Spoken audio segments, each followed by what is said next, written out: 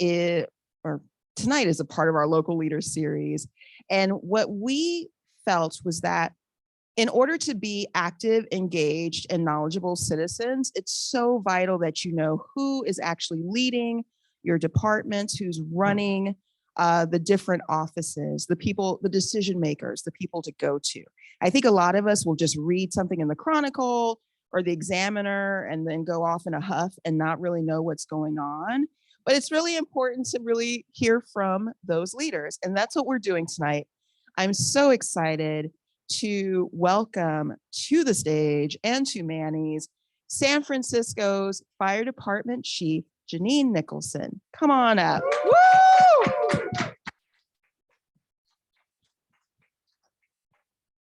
All right. All right.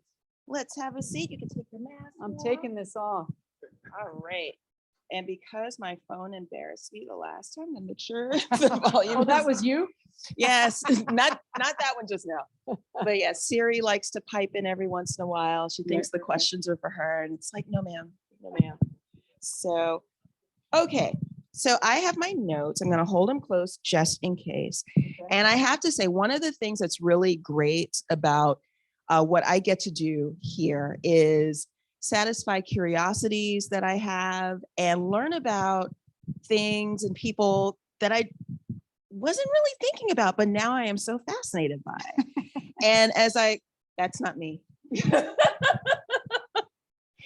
As I was telling the chief, she is originally from Pelham, New York, which if you are a Denzel Washington fan, you've seen hopefully The Taking of Pelham 1, 2, 3. And I was like, oh my gosh, that's so cool. Pelham's a real place. And she, of course, clearly has heard that joke before. So let's start at the beginning. Tell us about your childhood. What was it like? I was the youngest of 3 kids. And, you know, my dad I was a little athlete as a young girl back in the 70s. And, you know, athletics weren't what they are today for girls and young women. But my dad knew I was an athlete, so he took me to sign me up for Little League baseball. And the folks there said, no, girls don't join Little League baseball. And he said, well, this one does. And they said, no, she can't join. And so he threatened them with a lawsuit or something.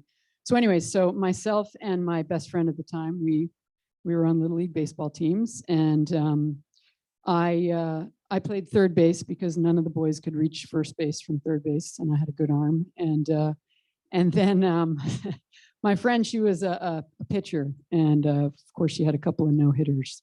So, you know, we were good little athletes. And, you know, I grew up across the street or around the corner from a fire station. And back in the day when there were these voting machines where you moved little tabs, little metal tabs, my parents used to take me in there when they voted. And I was always fascinated by the fire engines and just the whole aura of the place. But I never saw anyone that looked like me. You know, it was all white men, frankly. And so I didn't really think like, oh, I could do that, you know? So I didn't have that, kind of imagination that I could. And so I think it's really important that we have representation now. So, young kids can see that. Your parents sound incredibly progressive. Like your dad was downright feminist almost, where he was like, yes, you can play, duh. That's pretty powerful. What was that like growing up with that being the energy in the household? Yeah, my dad was a great fan, and he was also thrilled when I became a firefighter. He always wanted to drive the back of the truck, the tiller. Told him he wasn't allowed to, but yeah, he came to every single one of my games, whatever sport I was playing, and he'd harass the refs if he didn't like the call or whatever. So I had a ton of support. Now, was anyone else in your family a firefighter or volunteer fire person? So yeah, my dad and his father, my grandfather, were both volunteer firefighters out on Long Island in New York. So okay. So growing up in New York And now you're in San Francisco. What brought you out here? Well, The truth. yes, the truth. A lot of things brought me out here. I had friends that were out here and I had visited before. You know, it was the late 80s and it was hard to be queer in a lot of places in the country. And I knew it was different here. And you know, there was also a recession coming and it hit back east first. So I left there and moved out here. But it really was that, you know, there was such a wonderful community here and you know, welcoming and it was just a perfect fit for me. Awesome. We actually had a conversation last month about the lesbian history of Valencia Street. It was, I have to say, like, there was a lot of not necessarily maternal energy, but definitely like badass energy. The people who came in and were sharing stories. One woman zoomed in from a senior care facility in Sonoma. She had started her own business and she was like, and I still remember. And, da, da, da, da. And we Yeah, Amelia's was right down the block. And that was one of the highlights of my tenure here, just all that energy and excitement for the community. So you came because San Francisco. Did you jump into the fire department right away, or how? What was so that yeah, journey? so I worked construction a little bit, and I was recruited actually at the Gay Pride Parade in, I want to say, 1991, and another firefighter by the name of Anita Peratley. She handed me an interest card and she said, you know, can you carry heavy things? I was like, yeah, sure, I could carry heavy things, you know. And this was totally Anita, if you know Anita. And so she recruited me and signed me up, and it's been history ever since. Do you recall off the top how many women were in the fire department at that time when you joined? There were probably about 50 at the time. Out of how many? Around 1,700. Oh. Yeah. Okay, so you started as an EMT. As an EMT firefighter. Yeah. Okay. What is can you explain a little bit? All I know about firefighting is from movies and pop culture, which means I don't know anything. Correct. So, that is correct. That is an accurate assessment. So do you watch like Chicago Fire and Oh God, absolutely no. cringe, or like, no, I can't watch it. My eyes would hurt watching it. So yeah, it's I was hired as a firefighter EMT. And so all firefighters in San Francisco now have to at least be an EMT. Prior to my being hired, not everybody was an EMT. So emergency medical technician, first responder. And so, you know, the first years of my career, I worked on an engine, I worked on a fire truck all over the city. And then after about 7 years in the department, I decided to take a paramedic class, which is the next step up from EMT in terms of what kind of medical aid you can provide, more advanced life care. And so I took that and became a paramedic firefighter, which meant that I worked on the ambulance for several years. And then I worked on a fire engine for a while as a firefighter paramedic. And you know, when I worked on an ambulance, it was very different than being on a fire engine, but I really loved it too. It was just a little brutal in terms of working a 24-hour shift on an ambulance. Was a little rough, but I loved the work. I loved trying to figure out. It was like a mystery going into somebody's house and trying to figure out, you know, what's going on with them. You know, you have to look for all the medications, you look just all sorts of things in terms of trying to find out what's wrong with somebody and how you can best help them. So I did that for a while. And then I promoted to lieutenant in 2008, maybe. I can't remember. I think 2008. And then in 2012 to captain. Lieutenant is in charge of either a fire engine or a fire truck. A captain is in charge of not only that, but the fire station itself. And then I promoted to battalion chief. Battalion chief oversees several different fire stations in their area. And then in 2018, I was brought on board by then Chief Joanne Hayes White to be her deputy chief of administration. And then from there, after she left, I became the chief. Yes. So How did this happen? I don't know. I have no idea. I never had any desire to be the fire chief. Really? Oh God, no. Never wanted to. It was not. No, I didn't want. I wasn't like power hungry, or I didn't have that real thought about it when I was younger. I mean, I didn't think about it till a couple of years ago, frankly, when I was brought on by then Fire Chief Joanne Hayes White. So it's interesting. More often than not, it seems the best leaders are the ones who don't campaign for the job. Like, I have friends in New York who are kind of freaking out because Eric Adams is their mayor-elect, and they're like, he's been mapping this out for a while. What are we about to get? But to have someone who is called upon, who's not like, give it to me, but just doing the work, showing up, that we can take comfort in. So it sounds like you were that person who's like, I'm here, let me do this work. I love what I'm doing. I love this community. So that's huge. yeah, I do. I mean, I think, being brought up by my parents the way I was, service was always part of our lives, and service is what really fed me and still does. And there are all sorts of challenging parts of our jobs from firefighter on up.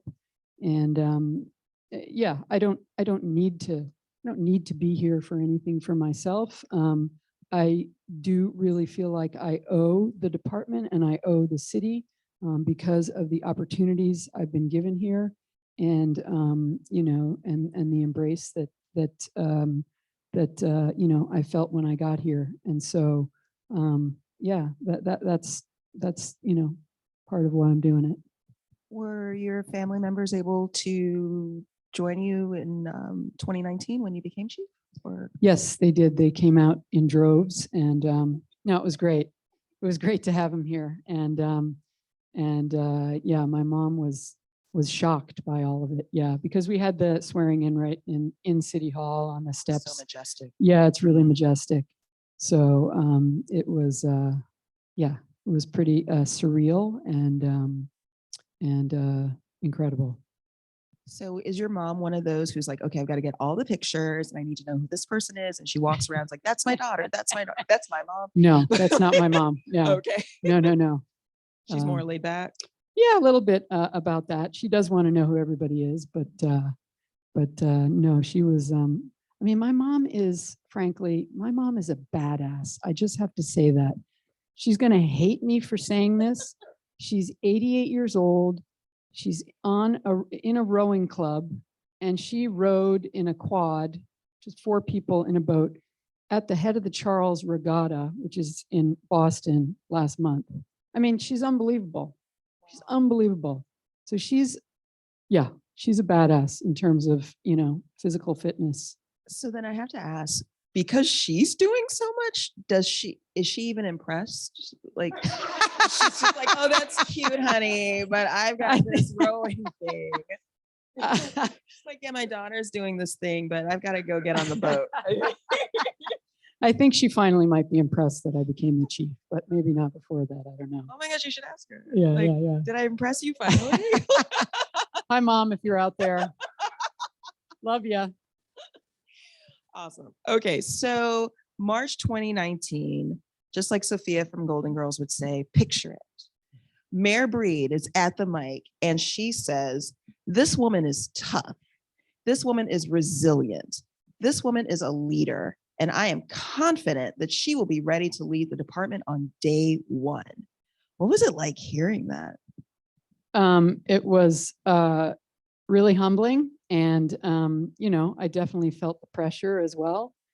I know I'm resilient. I know I'm a fighter. And I just had to put the right team around me. But, I'm the first to say, I don't know it all. I don't know it all. And, you know, it's always a team effort in the fire department. And I always, you know, I always go to other people in the department to ask them for help or to ask them, you know, or to get recommendations or opinions or the like. You know, some of them are here tonight. And I rely on the team. You know, it's not all about the chief in any way, shape, or form, nor should it ever be.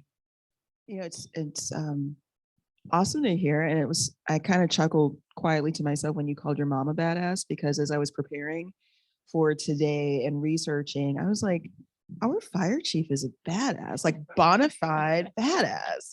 And so my next question was going to be like, what's it like being a bona fide badass? But I guess I should ask your mom. What's it like? Yeah, you want me to call her? I can call her right now. Got her on speed dial. I mean, yeah. I mean, I don't think of myself in that way. I do know that I am resilient and that I'm tough and that I've worked hard for everything. And I also know that I have a great responsibility, not just, you know, in terms of running the department and you know, taking care of the city and the people in it. But to, you know, the younger generation growing up, like little kids can go, oh, wow, you know, there's a queer woman running the San Francisco Fire Department. That's cool. Maybe I could do that, you know?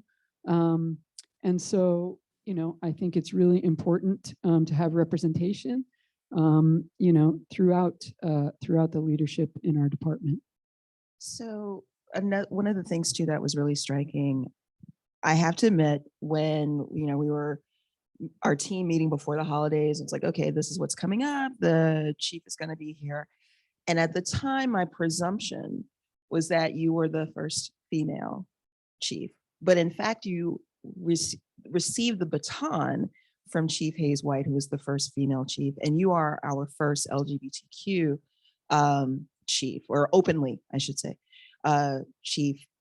One, what was it like to have that moment when she turned it over to you? And what is it like for you? Like, what's it like being the first? So 2 questions. So being the first, again, it is, I take it really, really to heart that, you know, others are looking up and looking at me, and I want to, you know, set a good example and be the best, you know, that I can be. I get that. It's a huge resposability. What was the other question? What was it like being taking the baton from, yeah. So, you know, it's interesting, and I've had people sort of ask me this before, and I say, you know, it's interesting because nobody ever asks men like, oh, you're getting the baton from a man. Do you know what I mean? No, it's fine. It's fine. And I understand why the question is asked, because there's not a lot of departments in this world that have women running the show. You know, I was just at a meeting down in Southern California with the Metro fire chiefs from California. So Sacramento, Los Angeles, all of us met down there. And, you know, I was the only woman chief in the room. And so, yeah, and there weren't many people of color either. And so I really take great pride in the fact that we have a diverse department, and that that we have a diversity, equity, and inclusion office, and we have a racial equity action plan, and we have people that are working on that and setting us up, you know, for success in the future. I know over 30 years ago, when there was a consent decree that came down for the fire department. Hi, Lou. That came down from, you know, the court to ensure that the department looked like the city that it served, and that was that it be, you know, half minority, and you know, they wanted 10% women. We have about 15%, and you know, and it's something that I really believe in, that diversity is our strength. And, you know, and I also think it's really important to give kids from the community an opportunity. So we have put in place a program with a nonprofit called City EMT. Were you going to ask that? Oh, okay, well, I'll beat you to the punch, sister. So City EMT is a program we put together with a nonprofit. It is similar to EMS Core, CORPS, which was started by this wonderful man in the East Bay. And it is an opportunity for at-risk young people between 18 and 26 to not only get an EMT class and take the EMT test and you know, then be supported going through national registry and getting an EMT license, but it's wraparound services. So there's trauma counseling, there's life coaching, there's, you know, health and wellness. And, you know, Mayor Breed showed up on the first day of the first class, and you know, there were about 15 young people there. And the mayor said, oh, and by the way, I'm giving you all a $3,000 stipend per month. Per month? Yeah, per month, because she said, it's an expensive city to live in. You know, she said, I want you to focus on this. You know, this is your lifeline. This is your a door opening for you. And I want you to focus on it, because she had to focus on, she did internships when she was growing up and she didn't get paid for it. So she had to hustle and do all sorts of other things. And she wanted these young people to just focus on what they had to do to be successful. And we now have 5 of those young people doing internships in the San Francisco Fire, paid internships on the ambulance in the San Francisco Fire Department. We have 2 that are actually on our hiring list already. So it's you know, we need to set up intentional pipelines like that. So we have that, and we have you know, Mission High School. We have a program there that we have you know, many of our people involved with as well. But this is just a start. You know, we do but we need to do a better job of going upstream for young people, and also remember that, you know, in terms of diversity, you know, when I came in 28 years ago, the city was more than 15% African American, and now it's about, you know, 4% or something. And so I don't just want the department to look like what the city looks like now. I think it's important, you know, to hire all sorts of people that may have a connection. You know, my granny lived in San Francisco or what have you.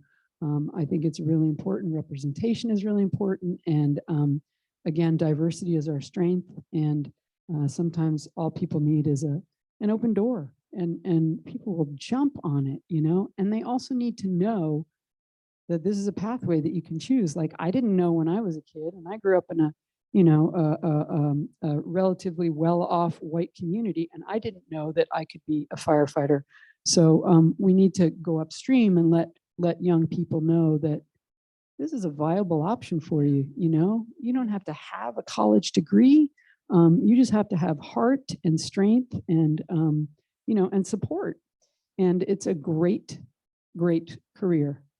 It's the takeaway that I have from that is just the power of you and the mayor bringing your lived experiences into your roles, because you growing up not seeing women as firefighters and recognizing what that experience is like and being so intentional about trying to change that narrative, and the mayor growing up hustling with those internships and knowing you can't really put your best foot forward in those and take full advantage of those opportunities if you've got to also worry about all your bills. So it's just a really powerful testament to leadership and the choices that leaders make. So I was going to ask you about that particular program, because, you know, we always want to know, like, what are the best parts about being chief, or what are you most proud of? And I presumed that would be one of them, along with your work in diversity, equity, and inclusion. So other than those, what other things are the favorite things for you about being chief? The favorite things about being chief.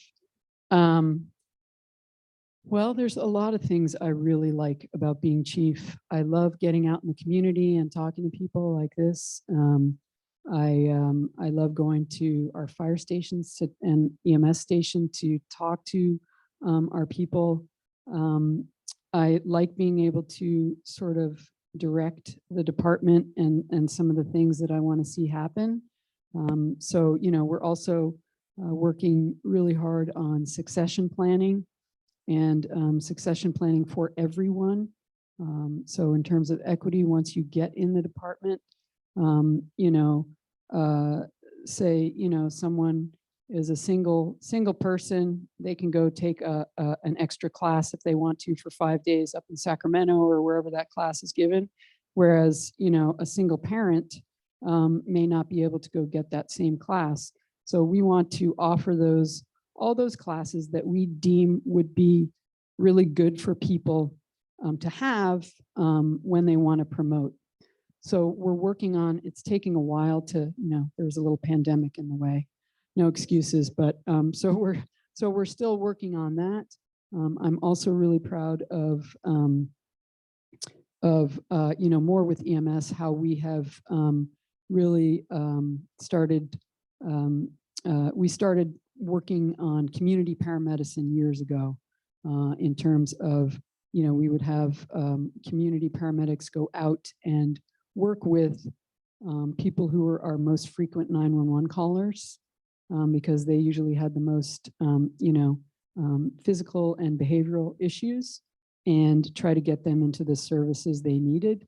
And now we have a street crisis response team that responds to behavioral health calls that police used to respond to. And, you know, the police weren't given the proper tools or training or anything to respond to those calls. But now we use de-escalation, we use redirection. Our street crisis response team just had its first year anniversary. They were able to run 5,000 calls.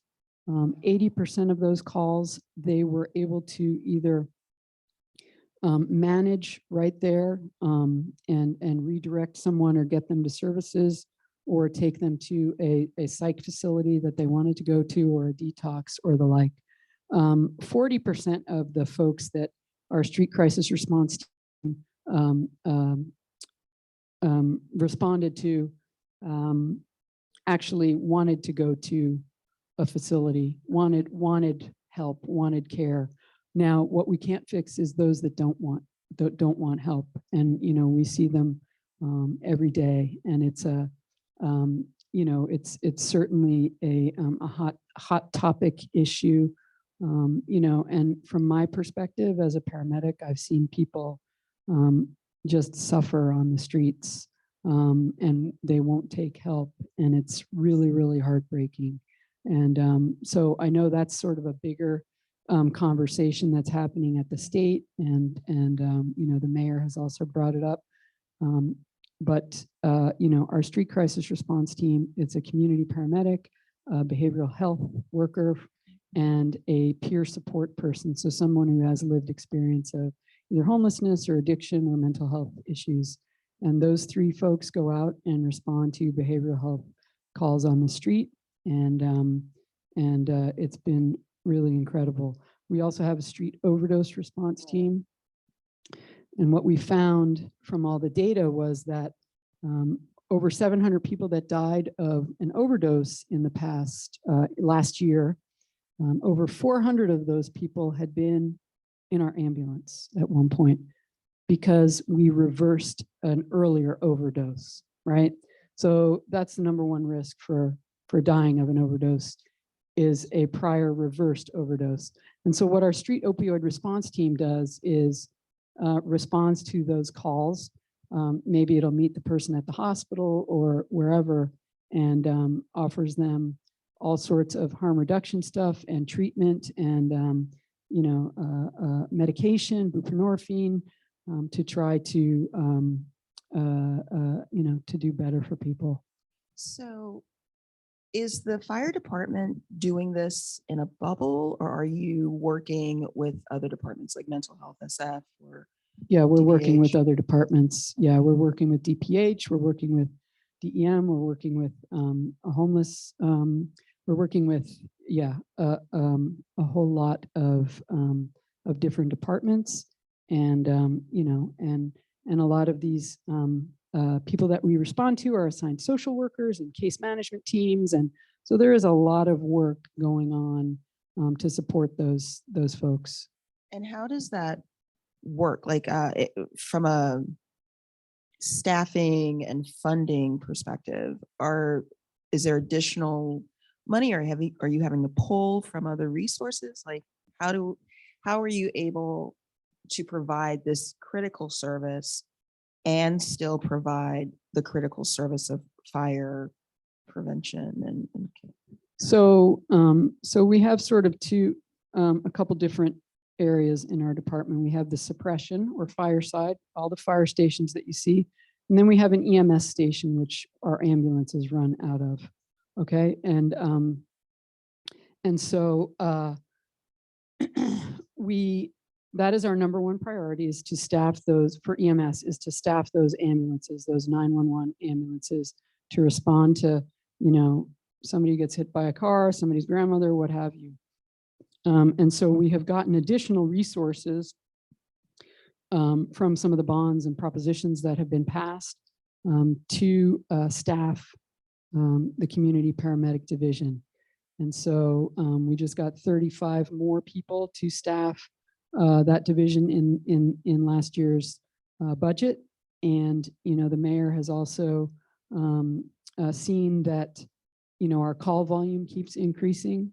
And so she has added an additional 60 full-time employees to the ambulance. So we're in the process of hiring all those people.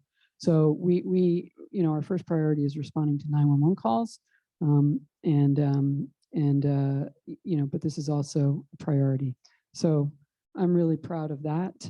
I'm really proud of our firefighters for all the work they do. We put a lot of resources if there's a fire in the building call or smoke in the building call, because we don't want the whole block to burn down, because San Francisco is, I like to say it's wooden boxes connected all on hillsides. And so, we throw a lot of resources at it, and we want to stop that fire in that room, or at least in that building. And our folks have been doing a great job of that.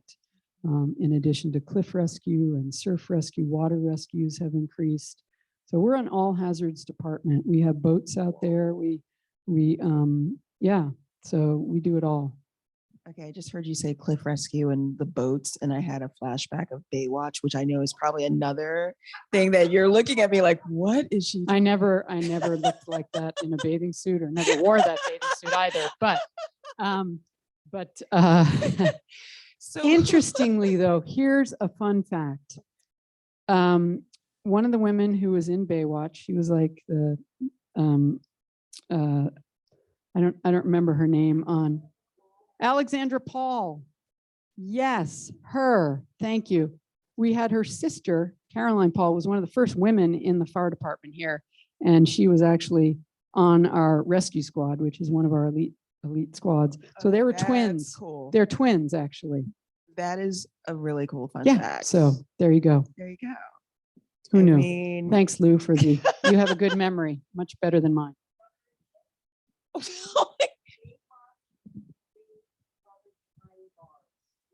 Wow. She's got a crazy memory. Right? Crazy memory. But it's so funny because there's like a bit of a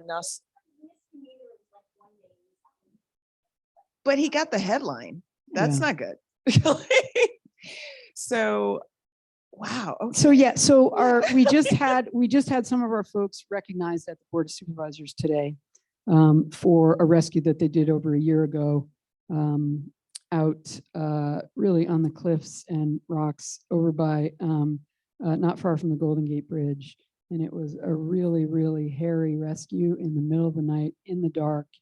And the surf was crazy. I'll show you a video of it later.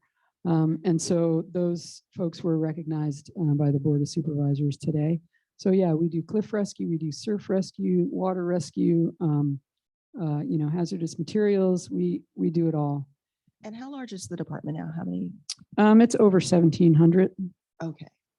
Oh, so the numbers are still about what they were when you first joined? Yeah, so we're short a few people right now. And we haven't hired all the folks that we have been given in the budget. So yeah. Would you say that's the biggest challenge right now? for the department? What, hiring? Yeah. Yeah, it's not necessarily the actual hiring, but getting all the classes through. We can only train so many people at one time, and it takes, 20 weeks to train firefighters. It takes, 8 to 10 weeks to train EMTs and paramedics. So it all takes time, and so there's no rushing that. Wow. Okay. So, what are some? Actually, let me go back. I was reading today's Chronicle had the article about smaller cities here in the state and how some of the fire departments are telling people that we may not be able to get to you if you have a fire, which no one ever wants to even imagine. That's like the absolute worst case scenario. And so it led me to wonder, how does SFFD work, or does it work with other municipalities and fire departments? Like, what is that relationship like, or what's it like? Do you have interaction with CAL FIRE, or do you just kind of say, my focus is San Francisco? Well, our number one focus is always San Francisco. We have to be adequately staffed here. But we have a mutual aid agreement with all the other, I don't know, is it 8 or 10 other counties? You can tell me, Erica. So they'll show up for us, we'll show up for them. Typically it is us showing up for them, especially with wildfires the way they've been the past 4 or 5 years. We have deployed a lot of members out to some of these crazy wildfires.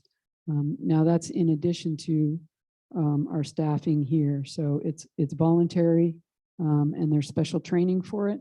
But yeah, we have traveled all up and down the state fighting fires with other folks. We also have a relationship with urban search and rescue teams. We have some people working for them. We have search and rescue canines with handlers in the department. So we work with other departments, other counties, and it's always a team effort no matter what we're doing. So let's take a little bit of a pivot. Okay. Are you ready? I've got my seatbelt on, sister. I'm good to go. Let's do this. Let's do it. Let's do it. So you rose through the ranks, and I'm sure collected so many different experiences and relationships and connections. And now you are the chief. And so you're out in the public, but you're not in the field.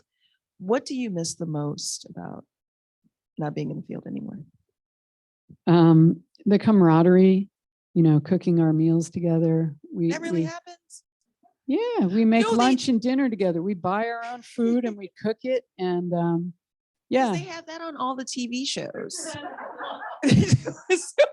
That probably wasn't realistic either, though. But there was one show, early 2000s, I think. Dennis, somebody, was called Rescue Me on FX. And it was, yes, it started well.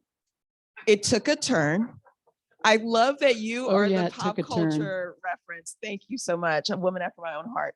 But that was a part of the camaraderie. And so, when you were like, I don't watch any of those, I'm like, maybe that doesn't happen, but it's good to know it does. It does. Yeah. We pay for our own food. Some people think the city pays for it. Doesn't? No, we pay for our own food. We go out shopping, once during the day. Somebody is assigned the cook for the day. And if you don't know how to cook, you better ask for help and you better learn how to cook. And that's how I was when I came in. I didn't know how to crush a clove of garlic. Let me tell you, I was clueless. Serious. It's a clove of garlic. I know, but there are all these tricks and stuff that you learn. And so anyways, it was, let's not go there. Okay. But that was a lot of fun, and just, the satisfaction of going on calls together and always having each other's backs, and, whether it's going to a fire, going to a trauma call. I mean, I hate to say that's fun, but it's not fun for who it's happening to, but it's what we're trained to do and what we love to do if it needs to be done. you know, there's that camaraderie and there's that family and, you know, and so I do miss all that. So I don't miss getting up in the middle of the night, though. I do not miss that. Well, I still have to get up in the middle of the night sometimes, but.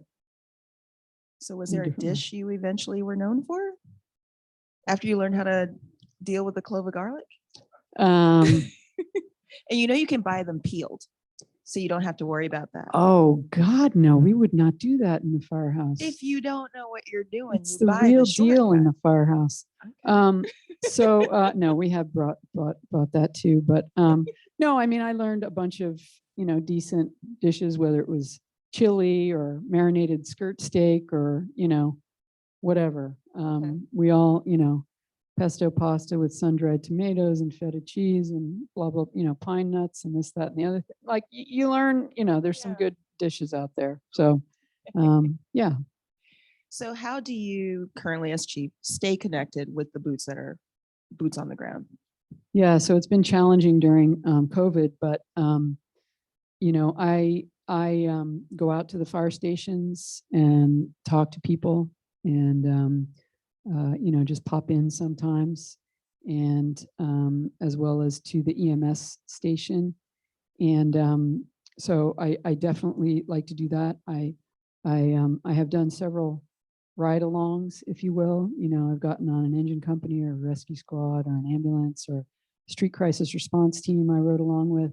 So to get out there in the field and see what they're doing, you know, it is really important to stay connected and not forget sort of what's happening on the ground and what, you know, what everybody's doing out there.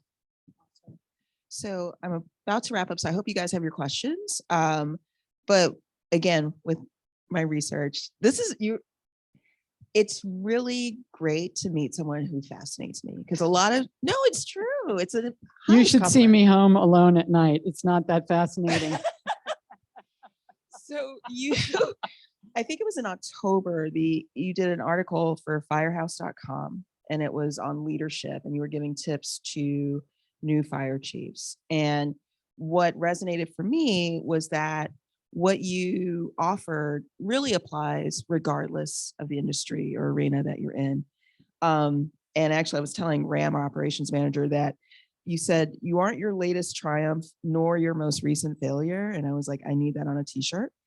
But you talked about workload, and you're like, you need to figure it out. There's going to be a lot to it because you're the chief now. And some days you're just going to be lucky if you're treading water. So do you have a typical work week?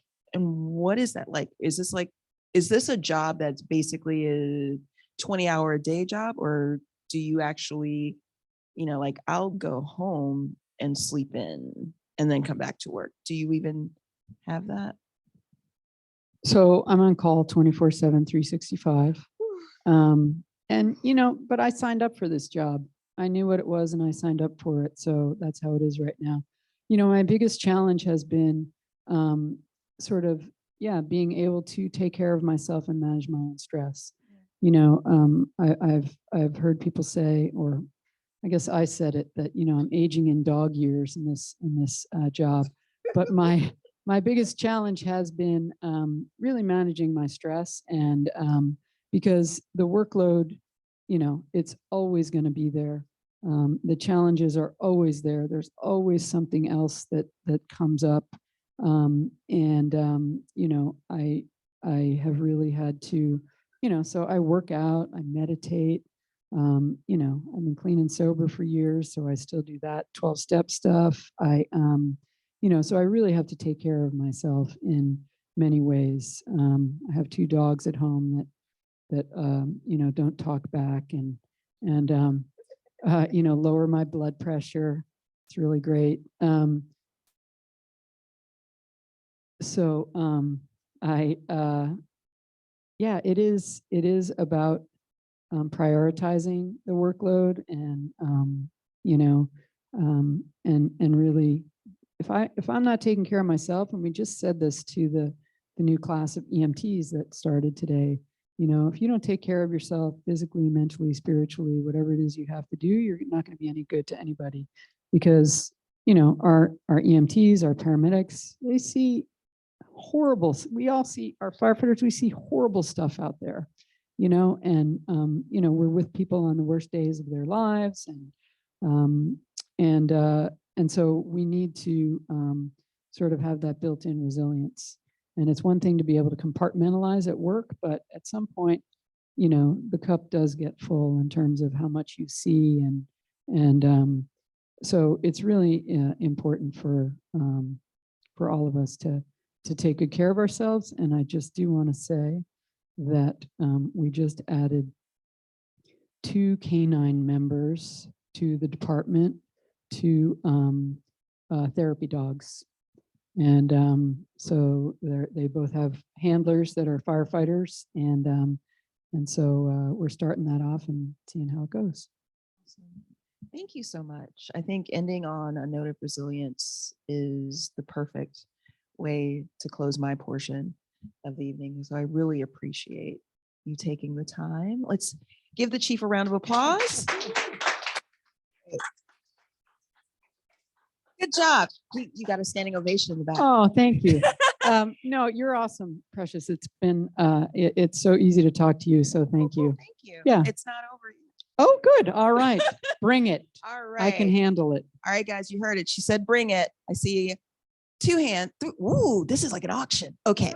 So we'll start with you, then Luke, then you there with the glasses, and you standing. And you can close us out. So jump in. You mentioned you like to hire people that are community. I know the LA Fire Department got the press months ago around a significant number of the firefighters that were like in Texas and Nevada. What's your take on remote employees?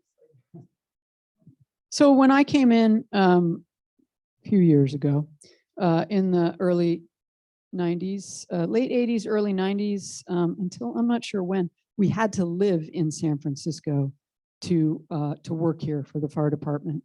And now sort of what I said earlier was, you know, back then there was a different diversity here, right? So 15% plus African-American, which is no longer. So I can't say that we can only hire people from within the city. But I do believe that people that live here or, you know, live closer have more of a connection to the city in many ways. And I also understand that it's really expensive to live here, right? And so I get it that people need to live elsewhere. If I had it my way, we'd be doing it the way we did it 30 years ago, but that's not possible anymore. And so, you know, people want to raise families and be able to afford a home and the like. So I get it, you know. Do I want people living in Idaho and Texas? No, they're not going to be able to be recalled if we have an earthquake or the like. So I do like people who have more of a community sort of minded thing. But we, you know, there are plenty of our folks that live outside of town that give their heart and soul to the department and the city as well.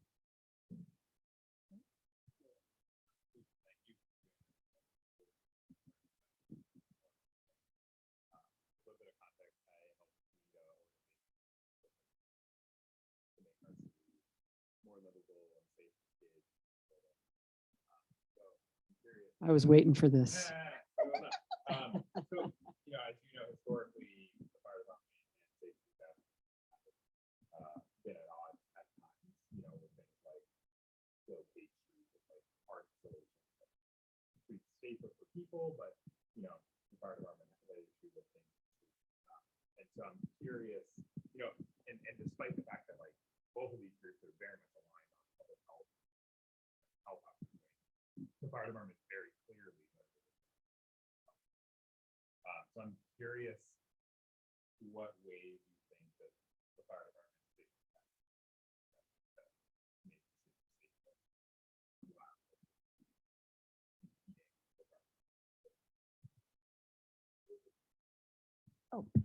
So, and let me know if I summarize it quickly, but sufficiently, I should say. Basically, the question is how can or where are the points of alignment between slow street and safe street advocates and the fire department? Where can they work together? And did I catch up? Yeah. Awesome, cool. Yeah, thanks for the question.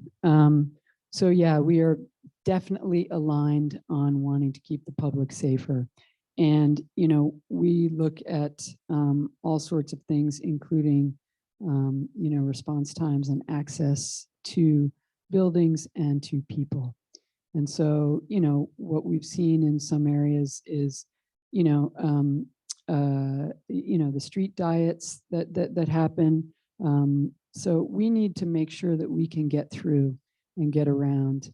And then once we get there, we need to make sure that we can get our equipment up, whether it's our ladders, our hoses, and, you know, in some of the shared spaces, if there's not enough space in between them, we can't get access. And it's, you know, we're going to have to drag a hose all the way around or a gurney all the way around. So we want to be able to get to people as quickly and efficiently as we can. And so, you know, all sorts of things, whether it's speed bumps or bulb outs, you know, can have an impact on us. And so I think we've been doing a good job of late in terms of, it's all about communication, right?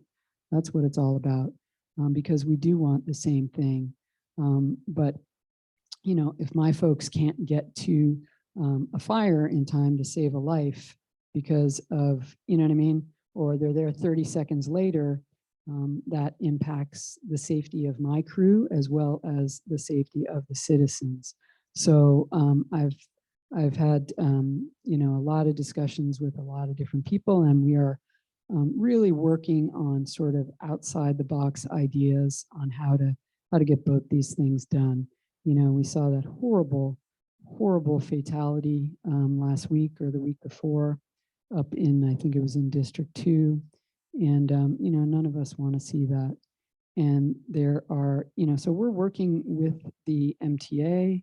We're collecting data, really trying to figure out how we do, you know, get to Vision Zero, because we're not there. We're not there. And, but including Vision Zero, we want to be able to get to everybody and, you know, get to them, you know, in terms of equity, get to everyone in an adequate amount of time. You know, the Tenderloin is the busiest 911 corridor in the country.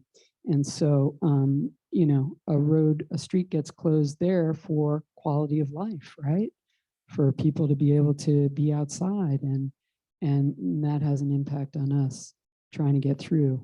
So it's, you know, it's really a balancing act. And so, you know, we're continuing to have conversations, and I don't know, I don't have a, you know, clearly I don't have a succinct answer for you, but it's a work in progress, and we really need to balance, you know, all of public safety. Yeah.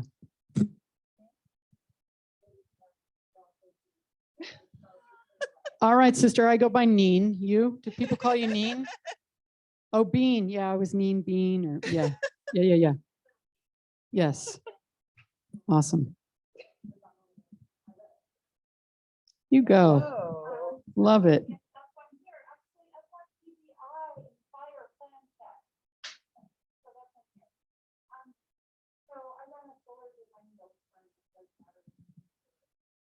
And in San Francisco, it's not the permit for that story. And in order, you mentioned wildfires and climate change, wildfires have occurred in San Francisco. We can't get there. So we're stuck. We've had permits there waiting.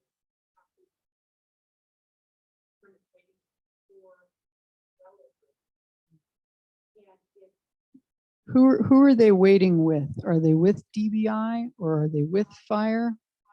Okay.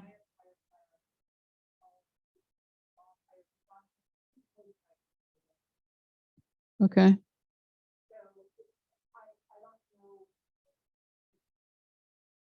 Okay. Sure.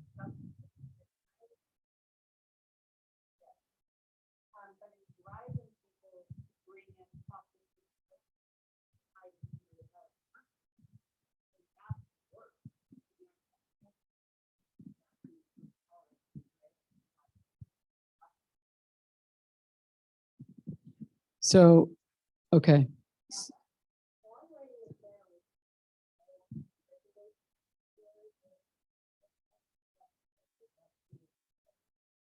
No, I know. She's absolutely. No, I know. So I don't,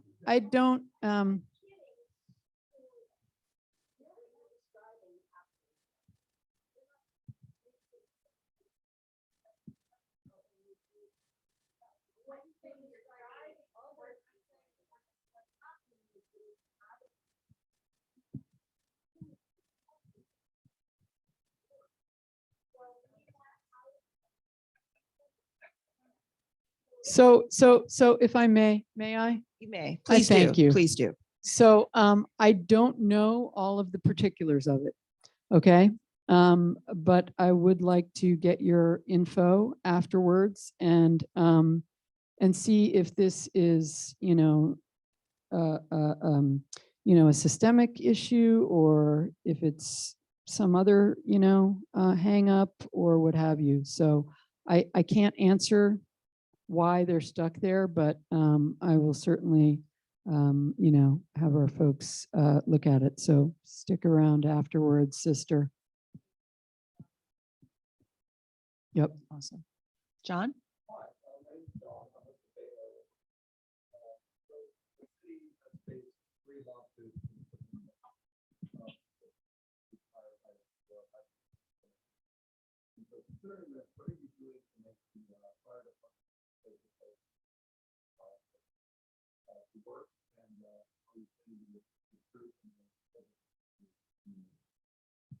So recruitment in the LGBTQ community, again, that is, we are building out our recruitment through our diversity, equity, and inclusion office, and that will be part of it. So it's not just a racial equity action plan, but it is inclusive of everyone.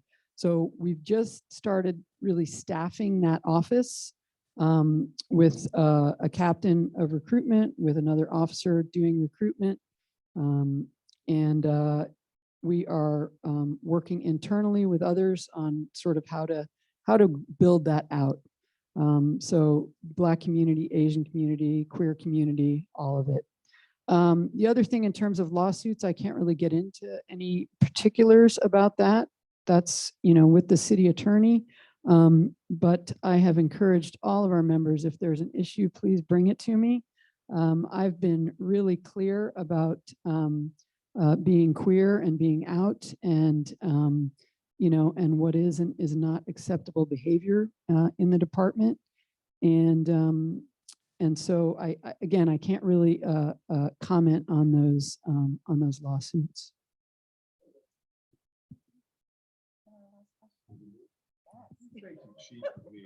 Thank you, Dennis. I just have a quick question. When I'm out and about, I get this question a lot. What are the characteristics of a firefighter? Like before he gets hired, what are you looking for? As far, I know the testing and all the different classes, but what are you looking for as far as a firefighter when you want to bring somebody on to go to the academy or whatever? And how can I do it? Because I'm impressed by my firefighter. Dennis, it's never too late. Never too late for you, brother. Oh, I know you can. You can throw up those ladders. So yeah, there's not just one thing I look for, but I know that really, really good firefighters have, I guess I'd call it sort of a servant's heart, right? So they really want to serve the community, and that's what feeds them, I know that's what feeds me. But obviously people need to be fit, but really heart has everything to do with it. Heart has everything to do with it. Do you have that grit? Do you have that tenacity? Do you have that willingness to step in and do what nobody else wants to do, or you know, what nobody else knows how to do? Are you willing to be there for your brothers, sisters, and others? You know, backing them up 100% of the 100% of the way, whether it's on a fire ground or you know, picking up a shift for them because they have a family issue or something. So I guess some of that speaks to integrity, right? And you know, work ethic is super, super important to me. I've always, you know, I was brought up with a really good work ethic by, you know, both of my parents set that example for me. And there is always something to learn in the fire department, whether it's on the EMS side or the suppression side. So, you know, I want people to have a thirst, a hunger for learning more. And so, and then of course you need to be able to get along with people really well because you're living with them, right? 24/7. Cooking for them. You were cooking for them. And we're going into people's homes on the worst days of their lives sometimes. So that takes a special person, and it's not for everybody. So, you know, I always say leave the ego at the door and show up with heart. Thank you, Dennis, for being you. I realized I did not, my grandmother would be so disappointed. I did not ask, how was your Thanksgiving? My Thanksgiving was great. First of all, I don't like the whole idea of Thanksgiving and, you know, butchering Native Americans. So I don't celebrate that necessarily, but I do celebrate being grateful. And you know, but what I did on Thanksgiving, which I absolutely loved, was I went to Glide in the morning, and we put together to-go bags for people with food and toiletries and all sorts of stuff. I was there with the mayor and a bunch of others. And then we carved turkeys for like 2.5 hours. Then I went to self-help for the elderly in Chinatown and hung out there for a couple of hours, which was great. That's a great organization. And then I went to the Salvation Army and handed out meals there. And then I went home at about 3 o'clock, and I had 2 really good friends there who had brought and cooked food for me and served me food when I got home, and then cleaned up and then left me in the recliner with the remote. So, which was where I promptly fell asleep. But so it was a good day. But yeah, I'm also I'm often, you know, I mean, I'm conflicted about Thanksgiving holiday, which is, you know, the massacre of Native Americans. But so, you know, I try to sort of turn it into something else for myself and for those around me, you know. Yeah. So, but the food was good. That's the key. The food was good, and I was out in a coma in the recliner after they left. So, Okay. yeah. Okay.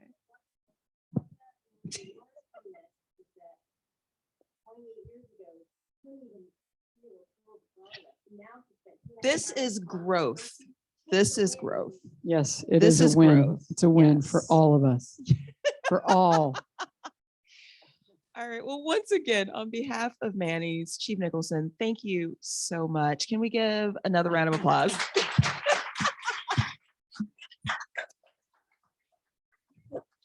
Thank you, sister. Of It's been a pleasure. course, of And course. and you know, I call people sister. So you're my That's cool. sister now too. Right, sister? That's right, sister. Yes. I mean, Eric and I have already bonded. We've already I exchanged know. Mhm. hairstylist information. You're going to pick Mhm. me up and drop me off so Fritz can hook me up. It's Mhm. good to go. But on behalf of the Manny's team, I just want to thank everyone here for joining us tonight. This is what Manny's is. So if this is your first time, I know it won't be your last because we have some phenomenal programming coming up. And it's really funny that you mentioned Glide because on December 14th, I'm very excited.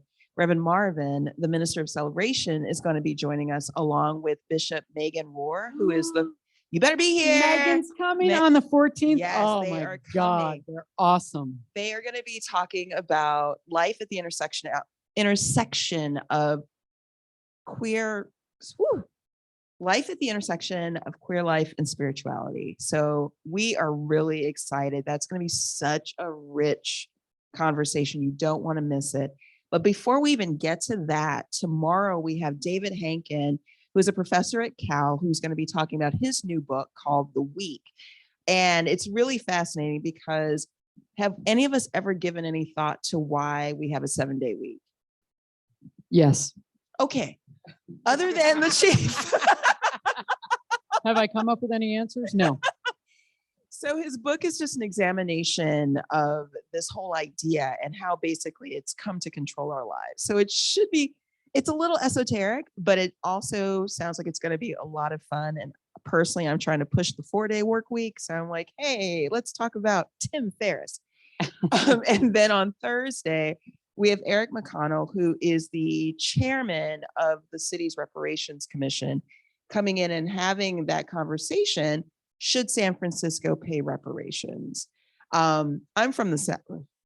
I don't claim Georgia very often. I'm from Atlanta, period. But being from a place where, in fact, people were enslaved and so harmed and traumatized, it makes sense for me there. But I'm very curious and very appreciative that San Francisco is having the conversation now. So really looking forward to that. That's going to be Thursday at 6 o'clock. So we have so much going on. And the way we're able to make this all happen is with our community of sponsors who support us with monthly contributions, kind of like some people get Netflix, other people support Manny's. And if you are interested in becoming a sponsor, we have our QR codes up there. You can access them with your phone. We've tested them throughout the room. They do scan. If you are interested in supporting our work, please scan today. And thank you all so much. This was really a lot of fun. Yes. You, by the way, are so amazing to me. I just, yay. Yes.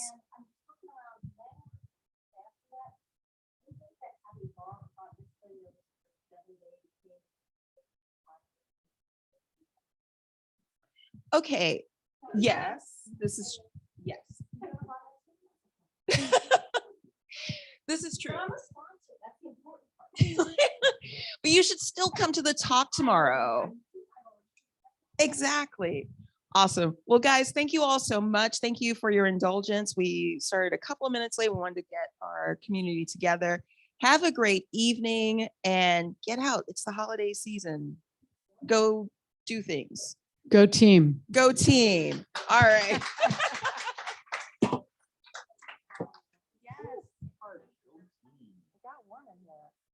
What you told me about the princes, huh?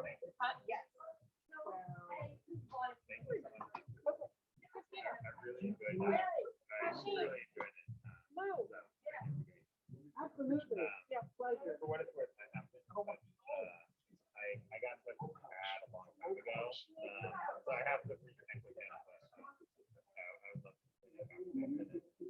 Yeah, and we're looking